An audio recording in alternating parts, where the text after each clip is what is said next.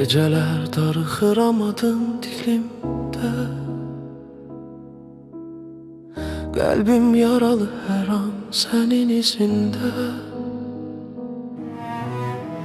Dostlar deyir unut gedər bu hisslər, amma sən geçməmisən, qalmısan içimdə. Hər sözüm səninlə, hər baxışım boş.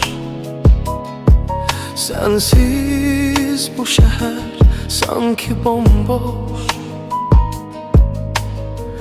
Bir səhv ucbatından dağıldı illər. Mən buradayam hələ də, səni gözləyirəm hər gecə. Unut məni, məni burax nə olar.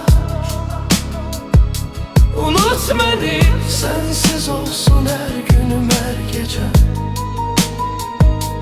Unut məni, qəlbim hələ də səni istəyir, amma unut məni, hələ də sevirəm, baxmayaraq hələ də.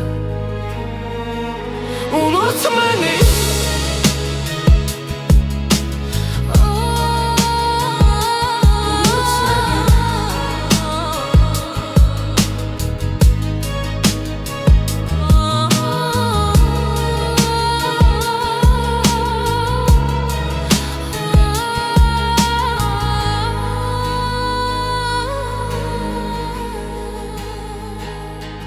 Küçələr danışır, divarlar şahid. Bu sevgi oyun değil, bu mənim taleyim, ağrım. Gülürəm hamıya, içimdə tufan. Sənin yoxluğunla öyrəşməyən ağır cəza inan. Sözlərim sərt, amma qəlbim hələ uşaq. Bir ad var sinəmdə, heç vaxt usmayacaq. Getdin amma qaldın hər misramda. Hər sətrimin sonunda sən varsan, hər damlada. Unut məni, unut məni, Bu ürək sənsiz yaşamaq istəmir. unut məni. Adın hər duamda, hər nəfəsimdə var. Unut məni. Mən buradayam, səni sevirəm.